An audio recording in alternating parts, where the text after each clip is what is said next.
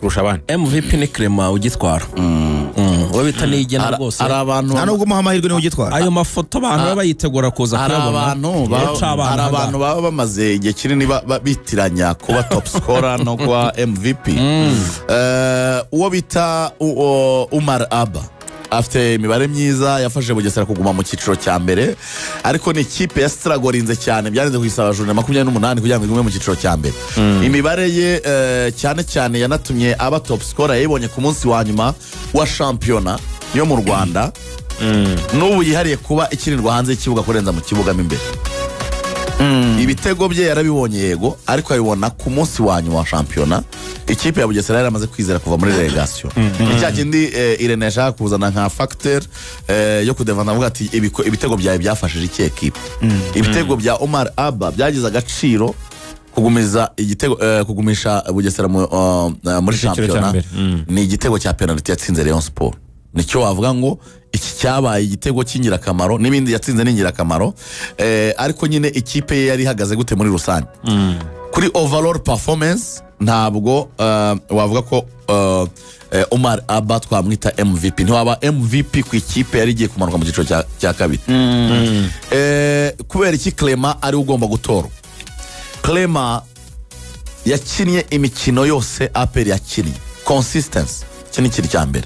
Imikino yose APR yakinnye muri shampiyona biri ya nyuma ntabwo yikine, uretse biri ya nyuma, ariko ntabwo igikombe cyari cyamaze gutwara ari rotation. Urimo urabyumva?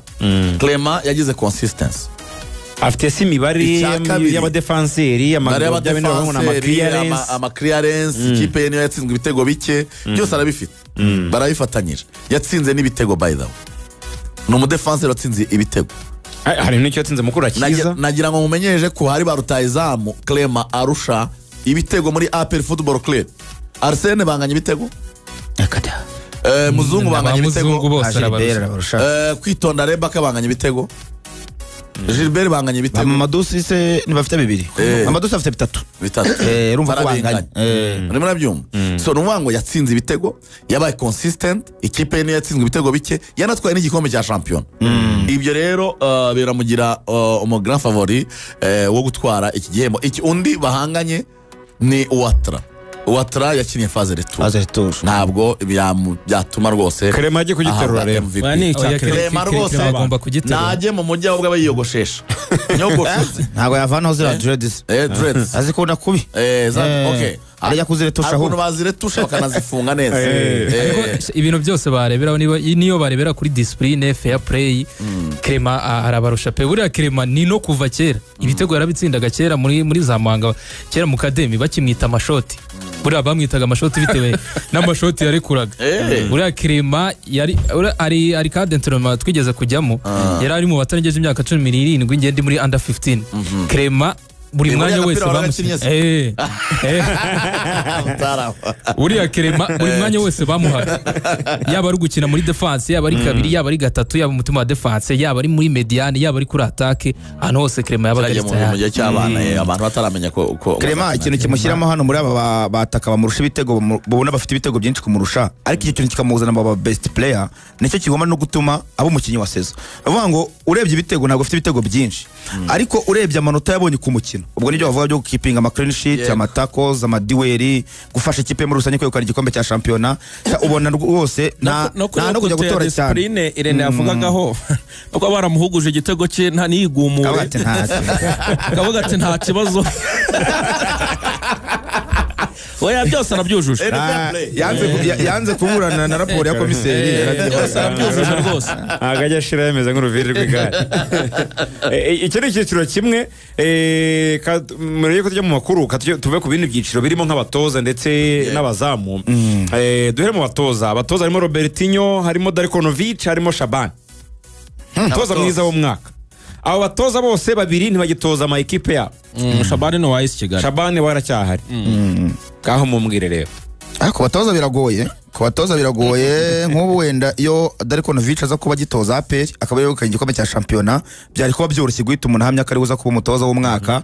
Hanyuma na Robertinho yaza gusozanya na Rayon nubwo wenda batari gutwara igikombe ariko bagasoza ukunguku bari hafi ya APR nawe yari kuzamo kubera ko yigeze kugira ibihe amara imikino 8 yose atsinda, yari umutoza mwiza mbere yuko ahagarikwa muri Rayon Sport. Benshi banhamya ko rwose kumuhagarika umuntu yavuga ko bihuse. Kuri Shabani nawe Shabani yagerageje mu by'ukuri gufasha ikipe yo gusoza ku mwanya wa gatatu mu bihe bigoye cyane kabisa, mu bihe by'akanda. Ikipe ya Kigali murabizi ko isoje shampiyona idakora imyitozo ikina match gusa, ariko byibara ukagereza kubona iyo nsinzi.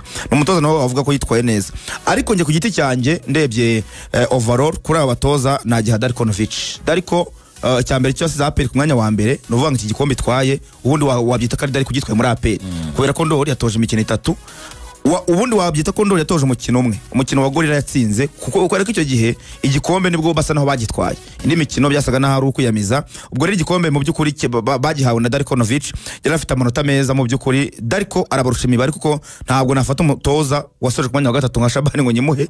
Hanyuma na Robertinho nawe amarigire yo kwirukanwa ariko niyo nasozanyije na Rayon Sport shampiyona. Ndabona Dariko ari we byibusha afite amanota 52, urumva ko nawe afite make ubwo abandi bakamuzinya.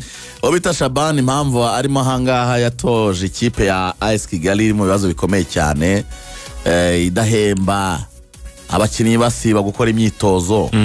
Ikipe arayimaintaininga isoza iri ku mwanya wa gatatu muri shampiyona ya hano mu Rwanda. Shabani yahembwa nk'umutoza sibwo bwa mbere amaranye ikipe igihe kinana n'umutoza mukuru, ahubwo bamuzana nk'umutoza wa revelation, muko umutoza utangiye kubaka kariyeri nzima. Ngo Shabani hano ubwo yatangiranye na AS Kigali sezo, yatangiranye umutoza wungirije Bukasagiye ahita agumana ari umutoza musigire. Darikonovic ari imbere ugereranyije n'abandi batoza. Yes, ubwo rero na abatoza batatu bagomba kuvamo umwe. Hanyuma abazamu harimo Kadime Ndiaye, harimo Pavel Nzira, harimo na Sebwato Nicolas. Uwitwa Kadime Ndiaye ari mu bihano bitazanarangira muri Rayon Sport, bashinjwa kuba yaratumye ikipe itagaza igikombe. Iyo ni impamvu igomba kumudisqualifying. Pavel Nzira phase retour nta mikino n'ibiri yakina. Ariya Mario buriya ntiyafashe kuva nko kuri 18. Yego amaze nka june nka 12 mu izamu rya APR. Mario buriya Pavel Nzira yakinnye imikino 16. Mario akina 14. Ubwo urumva bagabanye sezo nawe biramukuramo. Umuzamu usigaye ni Nicolas Sebwato, kipe yamukura yanjije ku mwanya wa gatanu afite assist 2.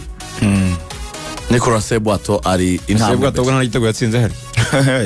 Ni mu mwaka ushize yatsinze igitego, ariko ubu yatanze assist 2 ikipe iragira ku mwanya wa gatanu. Yigeze guha Mensa numva nibuka batenga Mensa. Hanyuma iyi mikino imwe n'imwe yari irimo controversy za Musanze, imikino wabonaga irimo ibintu byo kutizera ko biri 100% ntayo yafasha. Nicolas Sebwato mutaza kubona Mukura hari ibitego kubera ko ugiye kuri classement ya Mukura buri shoje ifite umwenda w'ibitego, wahita wumva ko departement defensif n'inyuma itari nziza. Ariko Sebwato imikino yari controversial ntayo yafasha kandi ikomeye yitwayemo neza. Ya match za APR, match za Rayon Sport, urimo urabyumva. Ikipe ya Mukura urabizi ko yakuye amanota 6 Rayon Sport igakura 3 APR. So nuvango rero Nicolas Sebwato ahantu na consistency nyine yo gufata imikino yose uretse yabonaga irimo gushidikanya. Icyo Sebwato abarusha bavuga ngo abarusha gukora amakosa make mu izamu, akongera akabarusha gukina imikino myinshi. Bavuga ngo Kadime Ndiaye yakinnye imikino mike cyane, akongera akagongwa n'amakosa yakoze, ibitego nyine yatsindwa gubona biri ni ikosa by'umuzamu ku giti kuri Marine, ibitego byo kuri Marine ibyo bimuvanamo. Haza Pavel Nzira nubwo wenda ikipe yo ku gikombe cya shampiyona nta n'amakosa yakoze ariko yakinnye imikino mikeya. Uratekereza wenda yaza gukina imikino yose nka Sebwato ayo makosa birashoboka ko wenda yari kuzamo, ari yakinnye imikino mike. Sebwato rero yakinnye imikino myinshi n'amakosa make, urabona bimugira umufavori yo kuba yaba best goalkeeper of the season mu by'ukuri. Kandi urebye na overall ko banareba ibi bya kariyeri y'umukino, umukinnyi ubundi mu busanzwe asanzwe ari mu ntoki ari mukinnyi iki asanzwe uhagaze gute, urebye seza amaze gukora muri shampiyona icyo afashije mu gukora gusoza ku mwanya wa mbere no mu favori cyane kubarusha. Katujya mu makuru agezweho mu isaka 2.